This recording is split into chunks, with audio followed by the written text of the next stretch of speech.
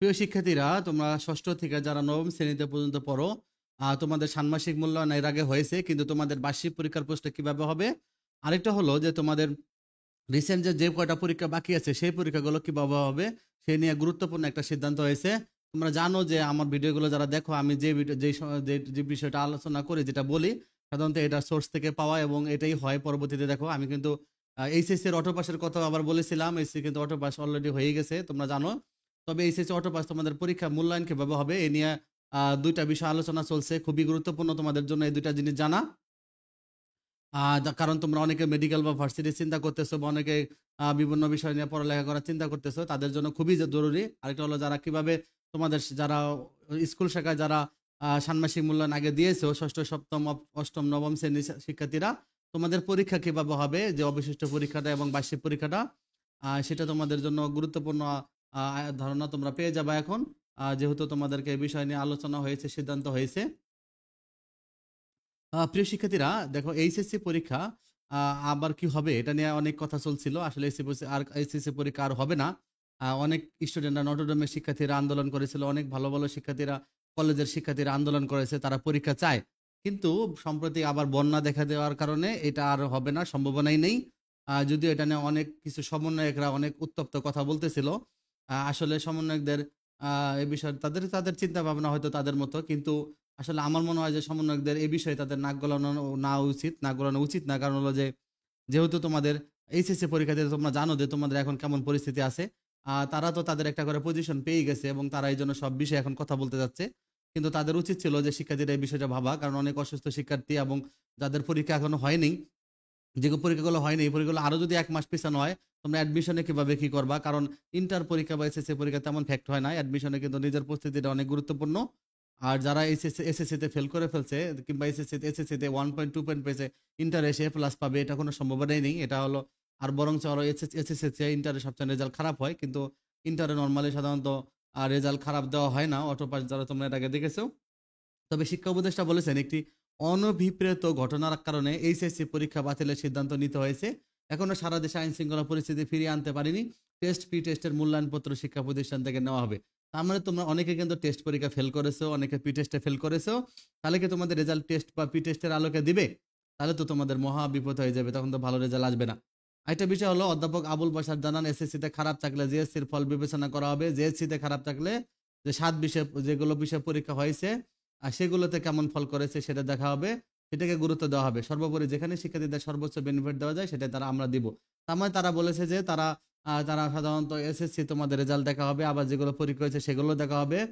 মূল কথা হলো, দেখো, সাবজেক্ট ম্যাপিং কিভাবে হয়, তারপর আমি তোমাদেরকে সিদ্ধান্তটা দিয়ে দিব। একজন শিক্ষার্থী ইতিমধ্যে বাংলা, ইংরেজি, তথ্য যোগাযোগ প্রযুক্তি, পদার্থবিজ্ঞান, হিসাব বিজ্ঞান, যুক্তিবিদ্যা এগুলো পরীক্ষা দিয়েছে। আর বাকি রয়েছে 3টা সাবজেক্ট বা 4টা সাবজেক্টের পরীক্ষা। এরকম সাবজেক্ট ম্যাপিং বলতে বোঝানো হয়েছে যে পরীক্ষাগুলো ইতিমধ্যে শিক্ষার্থীরা এইচএসসি নিয়মে দিয়েছে সেভাবে, তো সেগুলো সেভাবে মূল্যায়ন করতে হবে আর রেজাল্ট তৈরি করতে হবে। আর বাকি যে সকল পরীক্ষা দিতে পারেনি, যেমন বিজ্ঞান বিভাগের রসায়ন দিতে পারেনি, তারপরে হলো যে তোমার উচ্চতর গণিত দিতে পারেনি, কিংবা অনেকে সাইকোলজি বা স্ট্যাটিস্টিক্স নিয়েছে, সেগুলো দিতে পারেনি। আবার ব্যবসায় বিভাগে তারা ব্যবসায় সংগঠন ব্যবস্থাপনা, উৎপাদন ব্যবস্থাপনা, বিপণন, ফিনান্স, ব্যাংকিং, মানবিক বিভাগের ভূগোল, সমাজকর্ম, সমাজবিজ্ঞান, অর্থনীতি, ইতিহাস, কৃষি শিক্ষা, এগুলো কিন্তু পরীক্ষাগুলো দিতে পারেনি। তাহলে এই পরীক্ষাগুলো এসএসসি এর মাধ্যমে এসএসসি থেকে নেওয়া হবে। কিন্তু তোমরা অনেকে জানো যে সরাসরি মূল ফলাফল তৈরি করতে হবে এগুলো দিয়ে। কিন্তু একটা মূল কথা হলো যে এসএসসি এর ক্ষেত্রে কিন্তু মানবিক বিভাগের কয়েকটি সাবজেক্ট নাই। সেক্ষেত্রে তাহলে এইচএসসি তে কিভাবে করা হবে? কিংবা যারা সায়েন্সের, যারা সাইকোলজি বা স্ট্যাটিস্টিক্স নিয়েছো, তাদের জন্য কি হবে? তাহলে মূল কথা হলো, তোমরা এটা মনে রাখো যে তোমাদের মূল বিষয়টা হলো যে এসএসসি থেকে রেজাল্ট সব নেওয়া হবে না। এইচএসসি যেগুলো পরীক্ষা দিচ্ছে তার উপরেও হবে না।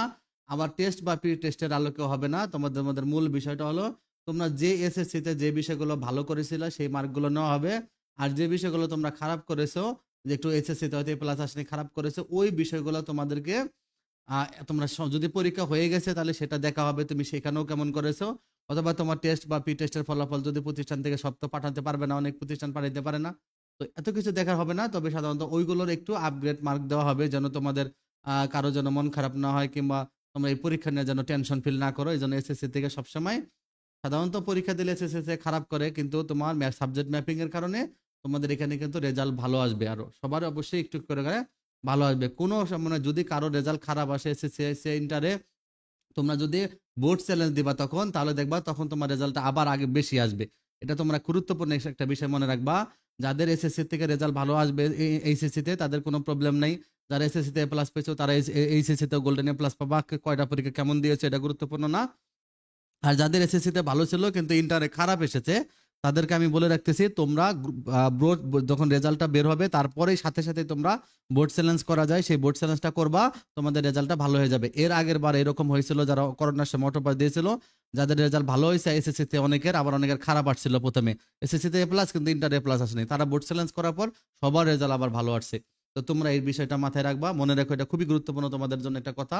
আরেকটা বিষয় হলো যে যারা স্কুল শাখা যারা ষান্মাসিক মূল্যায়ন পরীক্ষা দিয়েছো তোমাদের নেক্সট বার্ষিক পরীক্ষা হবে এভাবে সৃজনশীল পদ্ধতিতে। মনে করো তোমাদের একটা উদ্দীপক দেওয়া থাকবে, যারা 6 এ পড়ো তোমাদের এভাবে একটা উদ্দীপক দেওয়া থাকবে যে তোমরা অনেকে সৃজনশীল সম্পর্কে একটু না একটু জানো যে দিনের বেলা আকাশ সচরাচর থেকে নীল, আবার কখনো সাদা বা কালো মেঘে ঢেকে যায় আকাশ, ভোরে বা সন্ধ্যা আকাশে কোনো কোনো অংশে নামের রঙের বন্যা, কখনো বা সারা আকাশ ভেসে যায় লাল আলোয়, আকাশের নীল চাঁদোয়াটা গ্যাসে ভর্তি ফাঁকা জায়গা, সেখানে আছে গ্যাস, পানির কণা, জলীয় বাষ্প, ধূলিকণা। এরকম একটা উদ্দীপক থাকবে, ম্যাথও এরকম বিভিন্ন বিষয় নিয়ে সব বিষয়ে উদ্দীপক থাকবে। উদ্দীপকের আলোকে তোমাকে প্রশ্নগুলোর উত্তর দিতে হবে যে আব্দুল আলমিতে কোথায় জন্মগ্রহণ করেন, আকাশে বিভিন্ন রং খেলা করে কেন, আকাশ নীল দেখার কারণগুলো বর্ণনা করো, ভোরে বা সন্ধ্যা আকাশে কোন কোন অংশে নামে রঙের বন্যা। তারপর উদ্দীপকের সাথে প্রশ্নের একটু কম মানে দেখা যায় উদ্দীপকটা দিয়েছে বাট তোমাদের কিন্তু বইয়ের মুখস্থ করতে হবে, বইয়ের টপিকগুলো ভালো করে শিখতে হবে, তাহলে তোমরা উদ্দীপক সৃজনশীলগুলো লিখতে পারবা। তোমাদের বার্ষিক পরীক্ষা থেকে সৃজনশীল থাকবে।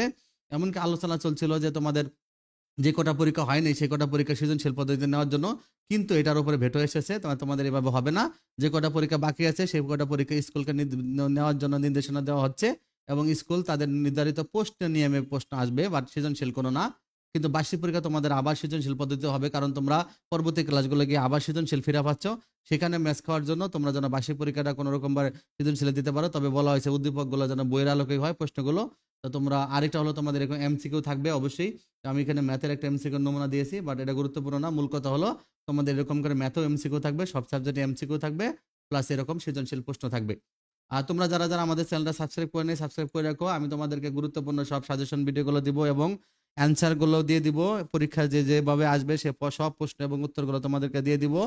আর তোমাদের স্কুল ভিত্তিক পরীক্ষা হলো আমি তোমাদেরকে গুরুত্বপূর্ণ সাজেশনগুলো তোমরা আমাদের ভিডিওতে পেয়ে যাবা, যে প্রশ্নের আলোকে পরীক্ষা প্রশ্নগুলো আসবে। আর আমি তোমাদের বার্ষিক পরীক্ষা এই বইটা যেহেতু ভালো বেশি ছিল না, তারপর এখান থেকে আমি তোমাদের সকল প্রশ্নগুলো তৈরি করে দিব, তোমরা এগুলো ফলো করবা, তোমাদের বার্ষিক পরীক্ষা অনেক ভালো হবে। আর তোমরা যারা তার ইতিমধ্যে জেনেছো যে তোমরা যারা এইটে পড়ো তোমাদের 9 এ ওটা তোমাদের সায়েন্স চলে আসতেছে, আর্টস কমার্স চলে আসতেছে, তোমরা কি নাও সেটার উপরে এখন থেকে প্রস্তুতি নিতে পারবা। আর তোমরা এখন থেকে ভালো করে পড়ালেখা করো, সৃজনশীল পদ্ধতি তোমাদের বার্ষিক পরীক্ষাতে থাকতেছে। আমাদের সাথে থেকো, চ্যানেলটা সাবস্ক্রাইব করে নিও যেন তোমরা সবকিছু আপডেট পেতে পারো।